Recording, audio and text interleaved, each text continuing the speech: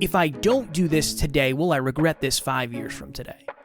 If you're asking yourself those questions, I can't promise anything, but I'm willing to bet you will have a more holistically successful life. And I said, Alan, that's it. That's it. You're done bitching. That's the end.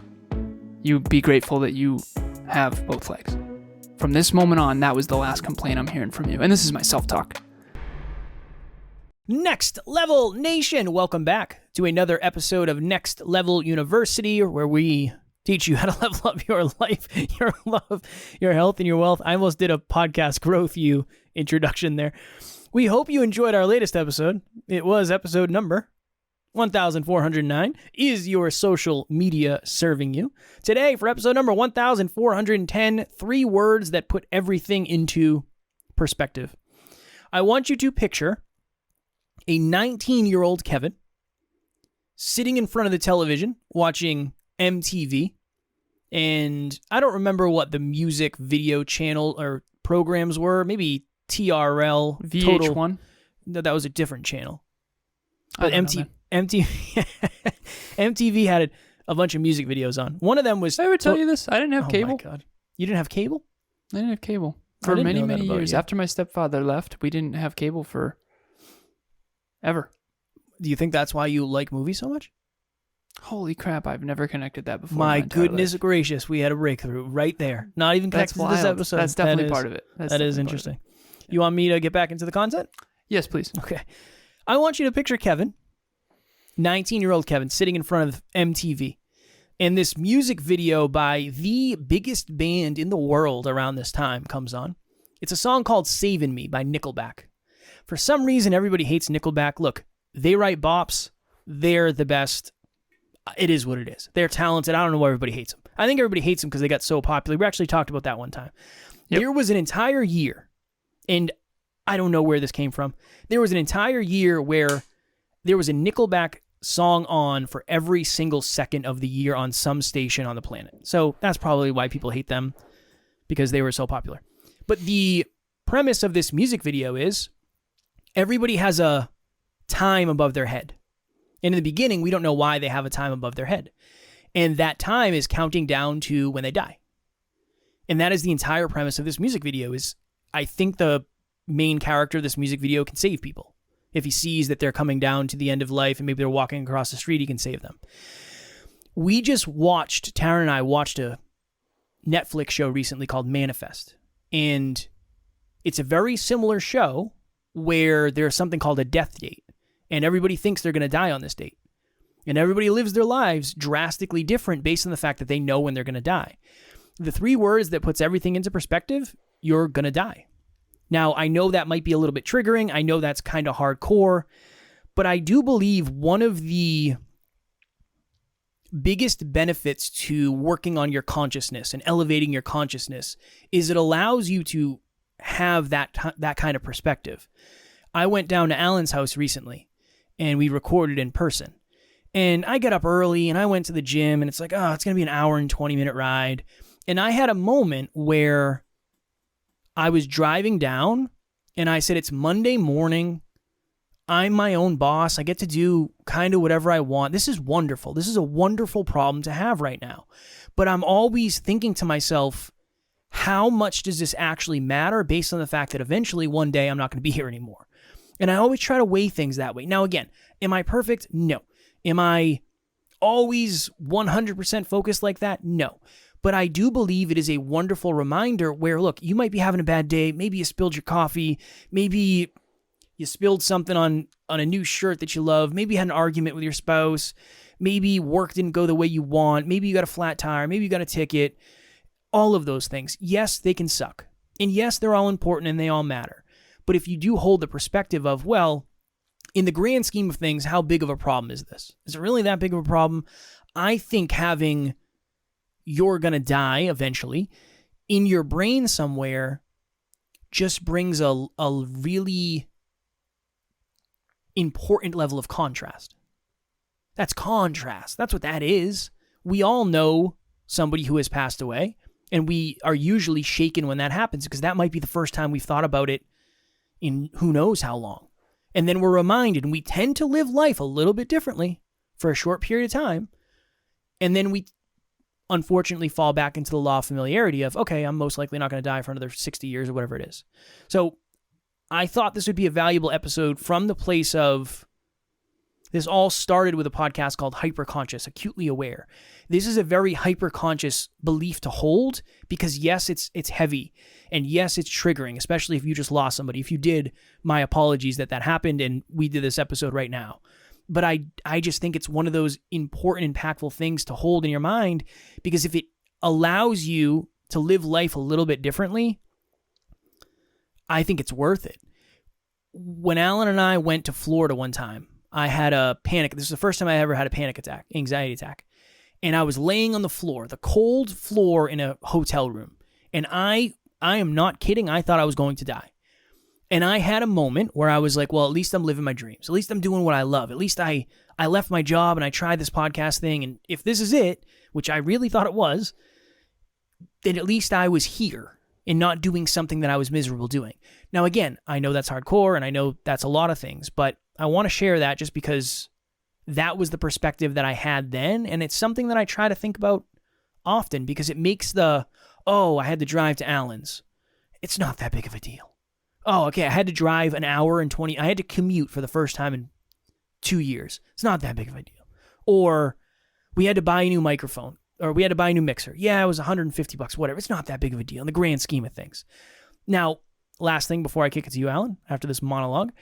Yes, you could also use that negatively, right? Well, I'm going to go to the beach today. I'm going to go to the beach for the next month because I'm going to die eventually. Yes, you can use it on both ends. That's the way it works when you have something like this, but hopefully you'll use it in a positive manner that will add value to your life. The best way I've ever been able to articulate this is through a concept that I shared with Kev not long ago about duality. You've heard me say things, if you're a long-term listener, I say things like, life is the dance between two extremes. Life is the dance between expansion and refocus. You expand, you expand, you expand, you learn, you grow, and then you refocus. You go explore who you are, and then you double down on who you are. And it's all of life is a dance between two extremes, up and down, light and dark, good and evil, you name it. And I always talk about the 3 movies. The first movie is an award ceremony, all success, no failure, and at the end, an even bigger award ceremony. Worst movie ever. The second movie is rags, no riches, failure, adversity, trauma, and then rags, no riches at the end. Second worst movie ever. A great movie is rags to riches, success and failure in between, trials and tribulations, adversities and successes, earned, merited, meaningful struggle toward deeply meaningful purpose and goals. Some people want an easy life, and their life ends up being really hard because they think things should be easy. Other people think life should be hard, so everything's kind of gravy because when anything does go well, they're like blown away and they're super grateful for it, and everything in between. And every single one of us is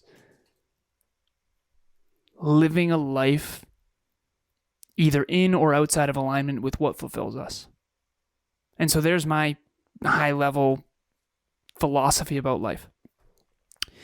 So with Emilia this Sunday, and we were talking about how people choose to live their life, and we were doing this hike, and it was actually a pretty intense, I mean, it's not like we're climbing a mountain or anything, but we were getting after it. We were, especially on the way back, it was hot, we were sweating, it was good. And we were talking about how people want easy, and how that's never made sense to me. I don't understand why easy would be the goal. Because easy never creates transformation. And I told this to Emilia when I first met her. I asked her a simple question. I said, do you believe that human beings can grow without challenge? She said, no. I said, okay, do you believe that human beings can have challenge without pain? She said, no. And I said, so if growth and transformation toward meaningful, purposeful goals is what fulfills us, why are we avoiding the one thing we all need, which is pain? I saw a clip recently, Kev, that was really, really powerful. It was about the hero and the villain both have trauma. Look at the hero and the villain in any movie. Their reaction to that trauma is different. The villain is, life hurt me, now I'm going to go hurt the world. The hero is, life hurt me, I'm going to go do whatever I can to make sure this doesn't happen to anyone else. I just don't understand why we don't get that. And I'm probably not doing a great job articulating it, but the 3 words are, you're going to die. In between the notes, it's what you do in the dash. I have a plaque below me that says it's what you do in the dash. What I mean by the dash is, I don't know, Steve Jobs was, I don't know when he was born, I want to say 70s to 2011. The dash is in between the years. So my dad, I think it was 1960 to he passed away in 1991, I believe. And I was recently at a memorial service for my Uncle Joe, who was my dad's brother. So Joe and John. It's Jim, Joe, John, Jane, Joan, Jeanette. So I have 5 aunts and uncles, now 4. And so Joe and John were inseparable. And when John's my dad, when John passed away when he was 28 years old, I've been to his grave. I just, when I was 2.5 years old, my father passed away. So to me, there was no, I've talked about this before. I don't know how to articulate it other than there was no masking mortality. When you grow up in an environment where your father passed away when you were an infant, there's no avoiding the truth that mortality is a thing. I know some people that didn't experience any family members or any friends passing away until they were in their 20s. And for me, it was just never that. This is just a part of life. Death is a part of life. And that's been true for me since the beginning. And so I was at my Uncle Joe's memorial service, and we went back to put his ashes in the same graveyard as my father. And I went to my father's grave, and the dash is there. 1960 to 1989, I think. Or whatever it is. But it's what you do in the dash is the saying. And what that means is what you do with your life. You have a year you're born and you have the year that you pass away. And it's what you did in the dash that's going to matter. And legacy is my number one core value. So I think about this all the time. I have a flashcard in my pocket at all times. It's all tethered. And if you're on YouTube, you can see it. It's broken and ripped in half, actually, because I've been carrying it around in my pocket. We were on an adventure yesterday, and I pulled it out because I was driving Emilia's Tesla, and she's like, "You still carry those, huh?" And I was like, "Yeah." She thought that was the cutest. But I said, I've been carrying this for however many years, but it's the top 5 regrets of the dying. They're all written out. I wish I had had the courage to live a life true to myself and not what others expected of me is the number one regret of the dying.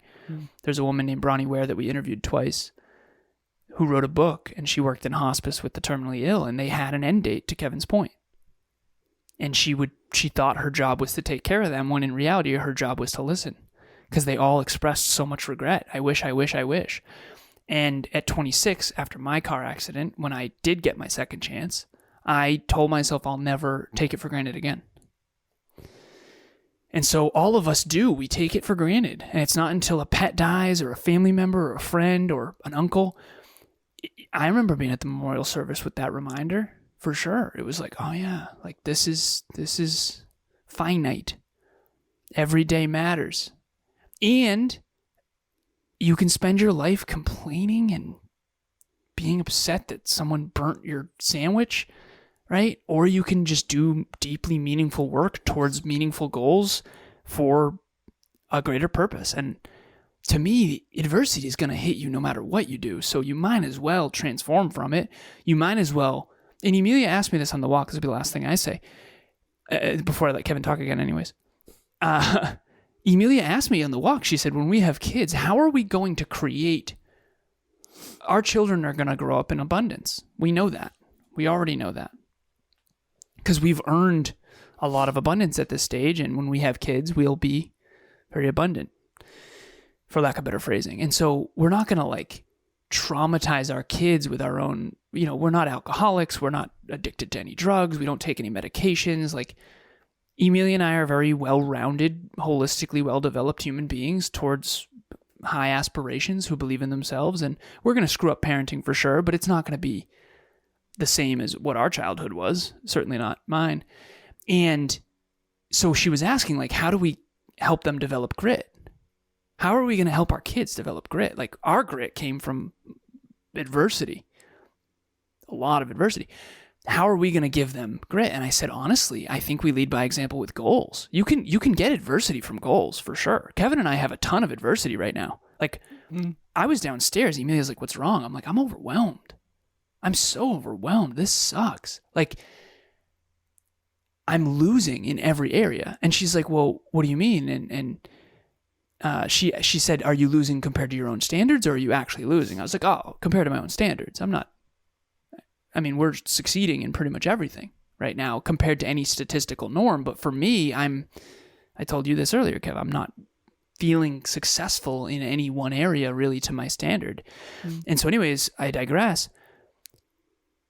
How we're going to inject grit into our children, not adversity. Don't inject adversity. Well, how we're going to inject grit into our children, and perseverance and persistence and consistency and work ethic, is through goals.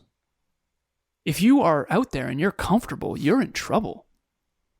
Comfort is a dangerous game because you don't transform through comfort. No one transforms through comfort. Now, if all you have is discomfort, you're also in trouble. There's a pendulum here. You got to try to stay at 5. Drive to 5 is everything, I'm convinced. But if you have zero adversity, you're going to get soft, for lack of better phrasing. And when S hits the fan, which it's gonna, you're gonna crumble. But if all you ever have is adversity, you're gonna have too much trauma, and that can go the other way too. So I think life is about growth and contribution towards a purpose, and the adversity that comes as a byproduct of that aspiration is going to create transformation. And I think that's how we all transform. And so to that third movie analogy,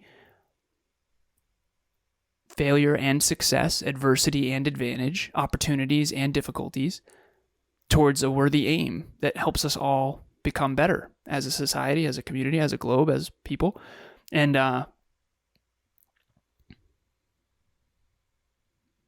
that to me is what I think life is about. Strong monologue. Oh, thank you, brother. You're very welcome. You're very welcome. Hello, my name is Eddie Pinero. I'm the founder of Your World Within, and I wanted to take a second and just express how valuable working with Alan has been. His ability to help me create clarity and maintain focus on my big picture goals has been huge. He's been a huge asset with the roadmap as well. The day-to-day things, the little things that we sometimes overlook. I think anyone looking to, grow themselves, grow a business or both, would truly benefit from having Alan as an ally along the way. Again, great mind, but more importantly, solid dude. One of the practices that I've had recently that has genuinely changed my life, I'm not even BSing, and I mentioned this on the podcast, but it's alarming how well this works. Every morning, so Fudge and Ace, where's my coaster? I have a coaster. If you watch it on YouTube, Fudge and Ace. Ace is the Bengal cat. Fudge is I call him my little chocolate squirrel. Straight up, that's what I say. He's my little chocolate squirrel. That's what I call him.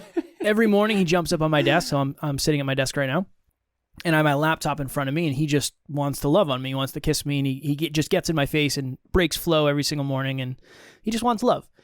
And one day I caught myself because I was very frustrated. And it's like, oh, I can't type, and you're blah, blah, blah. Insert thing here. And I literally looked at him, and I pet him, And I said to myself, one day he is going to die, and you are going to wish you took every opportunity you had to love on him. That's going to happen. It statistically is going to happen before I die, just the way it works. He has a shorter lifespan. Every day when he jumps up here, I love on him. I let him love on me. Does it take Matt to flow? Absolutely. Is it a pain in the ass? Yep. But I will regret it if I don't do it. And I try to, and Ace doesn't do that. Ace is different. But every time Ace, he does this thing where he like walks really slow and then looks back at you. And then he like falls on the floor and looks for bellies. And so every time he does that, let me just take 5 minutes here in between calls if I have it, and let me give him bellies. And I'm so much more patient. I don't ever get really frustrated because I just say that. It's like at some point they're going to die. They're both going to die, and I'm going to be so sad. And I can either wait until that happens to feel it, or I can try to feel it a little bit every day through gratitude. And if you did that, now again, is that a dark place to live? Yeah, I know I have a weird relationship with this and a weird perspective, but I think at least it gives you the opportunity to decide. I don't think it's a dark place to live. I think it can be. Well, I think it can come off as dark. I don't think it is. I love it. It's a wonderful perspective. You don't know the value of something until you lose it fully, right? I mean, it's such an interesting analogy, but you're either going to regret taking them for granted, which most likely is the regret. Yeah. That's going to happen. Anyone who hasn't taken something for granted, I don't know if that's even possible. Humble pie comes, and when it does, it sucks because you have to look back and go, oh my God, I totally took that for granted. You know, I mean, you and I are even in our 30s now, and we were jacked in our 20s, and even that, I posted about it earlier. It's like, it's not the same game in your 30s. I wish I had known. I have an 18-year-old client. I'm always telling him, I'm saying, do not, you got this. He's about to deadlift, like, I think he deadlifts like 360 or something crazy. You know, it's like, keep it up, brother. He's in Costa Rica, and he did the call still. I'm telling you, you're amazing. I can't even tell you how many calls clients have canceled when they're on vacation. He just doesn't miss. It's awesome. I'm such a huge fan. If he keeps that up, it's going to be a meaningful, purposeful, goal-oriented, aspirational life. And your adversity can be when bad things happen to you, which is going to happen, or it can be towards meaningful goals that matter to you. And you're going to inspire so many people when you do that. I mean, especially kids and stuff. Kids are always looking up. They always look up. They're looking up to people whether they know it or not. And yeah, I don't know where I got on that, but I don't think I think it's actually living in the light. Acknowledging the dark is living in the light. I'm convinced of it. Have you ever heard that saying of, I don't want to say it out loud because that makes it real? Hey, I have a newsflash for everybody. It's real anyway. I told Emilia recently, I told you recently, Kev, I'm not avoiding uncomfortable truths ever again. This is an uncomfortable truth that we can all avoid forever. Yeah. Or we can live a more meaningful life because we know it's true. And I think that that's true for every mirror that you've ever faced at NLU is probably an uncomfortable truth to some extent of like, yeah, you know what? I'm not giving it my all. You know what? Maybe I am a little lazy. Maybe I am going to regret not giving more gratitude to my partner. Maybe I am going to regret not starting that business or that dog shelter or that dream. You are going to regret not chasing your dreams. You are. Definitely. I mean, you are. You're going to regret not achieving your goals if they're meaningful. If they're surface level goals, you might actually regret getting them and realizing that you invested, at the expense of things that you care about, for sure. I've had regret on both ends of that. I'll tell you what, I've regretted not achieving my dreams, and I've also regretted when I hit a goal and I was like, yeah, no, that I wish I had focused more on some more meaningful things. But that's the thing. At the end of the day, you're going to learn and grow and figure that out as you go. And if you're not giving it your all, I do believe you will regret that. I regretted that big time after my car accident. I was like, that could have been it. my dad didn't get a second chance and I do. I am getting one and I'm not screwing this up. And that's why we talk about that so much. Like Kevin's suicidal ideation, midlife crisis at 25, we call it a quarter life crisis, but that shifted everything for us. This one thing shifted everything for us. Because you realize that the alternative, you know, we went in the other, what is it? You never get to hell yes until you experience hell no. I think we used to say F yes. Back in the day.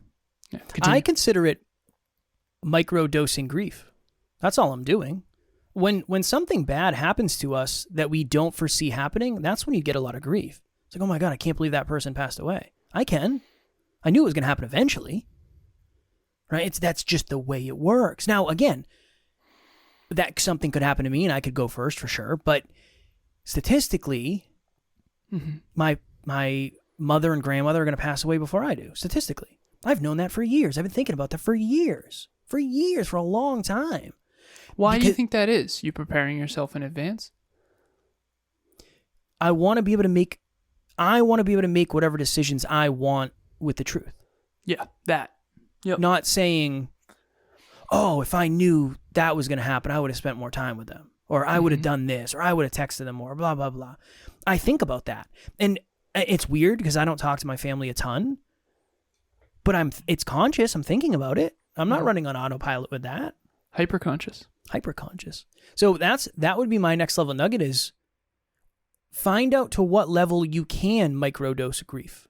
That's what grief is. For a lot of us, I think it's the understanding that what we're missing we'll never not miss because it's never coming back. I try to do that every day. Every time I look at Fudge and Ace.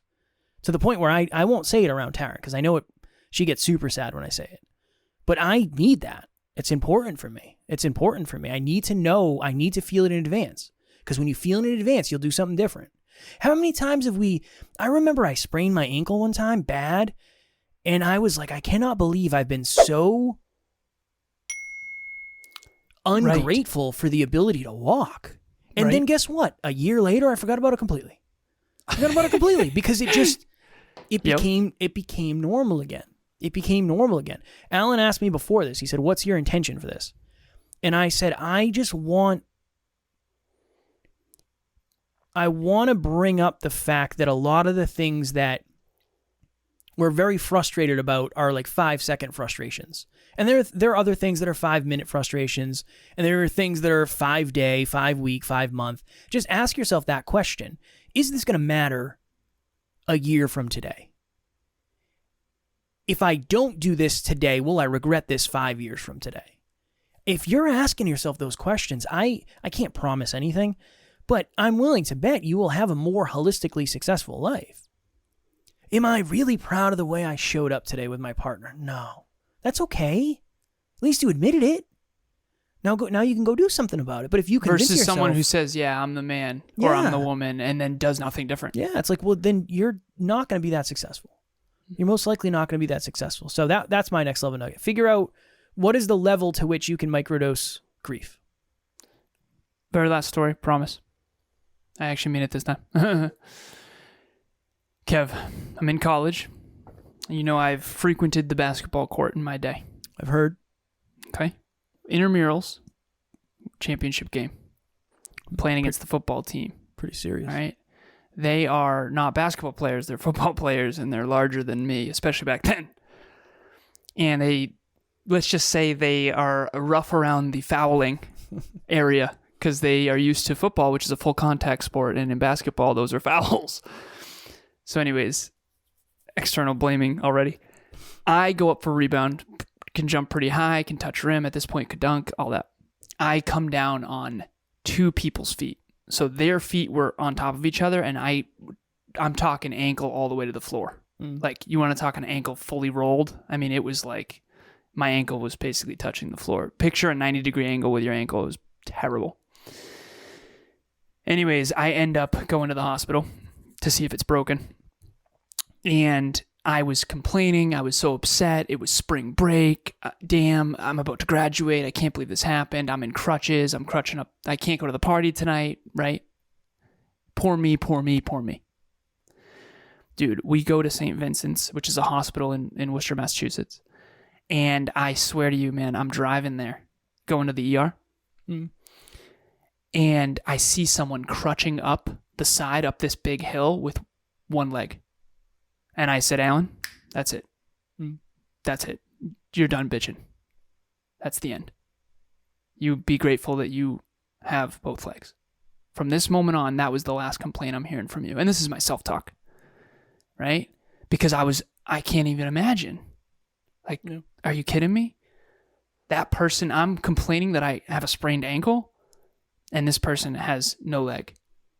And they're still crutching up the hill, you know? So I get emotional thinking about it because I just don't like taking things for granted, and I try really, really hard not to. I think it's part of human nature. I think we all do it to some extent, but you got to have those, I call them perspective resets. That's why I watch certain movies. Hotel Rwanda, there's certain movies that are, really dark, but they help show you the light. Because, Kevin and I's challenges are nothing compared to what the genocide that happened in Rwanda. For me, that's important. We have a free country, we've got a good economy. It's a perspective reset. There's another great movie about chess from a young woman based on a true story in Nigeria, and it's like, whoa, that's poverty. That's poverty. We've got God forbid, got a couple clients not paying or whatever. There's a big difference, and I think those perspective resets are really powerful. So hopefully this will serve as that for you. So what would your next level nugget be? Microdose perspective. Yeah. Microdose, actively seek perspective resets. I purposely with Emilia will choose movies that will reset my perspective and make us more grateful. Yeah, I'm glad we did this one. Again, it was one of those ones where I knew it would be a hyper-conscious one, but I don't know. I think this is everything. And it took me a long time to get to this point where I'm really thinking about that, but it's in the grand scheme of things, it's not that big of a deal. Almost nothing is, depending on what you want to compare it to, right? Depending on what you want to compare it to, you can always get yourself into that mind of like, I got a flat tire. It's not that big of a deal. I call a number and they come fix it. Right? It's like, it's not that. If this happened 50 years ago, I'd be out on the side of the highway. And again, I don't know, right? I'm assuming I have service or whatever. I don't know. I haven't got a flat tire in a long time. Cool. That's cool. Good for me, right? But there's a lot of other things that are way more challenging than that. So hopefully you found perspective in this episode. I know it was a longer one. I know it was deep, but I think it was necessary. And that's what my intention for this episode was. Well done. You dig? Very much. All right. Next Level Nation, we very rarely mention this for some reason, but if you don't follow us on social and you want to see my cats, who I'm showing right now on YouTube, I show a lot of pictures of my cats. My handle on Instagram is @NeverQuitKid, and Facebook, Kevin Palmieri. Alan is Lazaros, Alazaros 88 on Instagram, and Alan Lazarus on Facebook. So yeah, if you listen to us and you've never followed us on social and you want more of us in your life, we post every day. Some days I miss because I'm out here jeffing, but Alan never misses. So shout out to Jesse, who's helping Alan with his social media. So yeah, yes, that'll be in the show notes. Our handles will be in the show notes. If you've heard, we have a extremely famous book club. And by extremely famous, I mean it's an amazing group of anywhere from 8 to 15 individuals every single week. But I do appreciate book club so much. So we have, we're about to finish How Emotions Are Made by Lisa Feldman Barrett. We have a poll in Next Level Nation. It is featured at the top. This is your last chance to vote. We are closing the votes tonight at midnight so that everyone has enough time to get their book. Wait, tonight at midnight? As in what day? Because this episode is dropping Thursday. Okay, well then Thursday at midnight it is. Thursday at midnight it is. Limitless by Jim. So get your votes in now. Limitless by Jim Quick. High Performance Habits by Brendan Burchard. Your Erroneous Zones by Dr. Wayne Dyer. Indistractable by Nir Eyal. Peak Performance by Brad Stolberg. We just are coming off of 3 very emotionally heavy books, and we need a break from emotions books. So these are all about mindset, neuroscience, peak performance, errors in thinking. So it's very much themed. Go vote, and This is Thursday. If you're listening to this, vote by tonight at midnight, closing it, and then get your book as soon as possible. Midnight EST. Yes.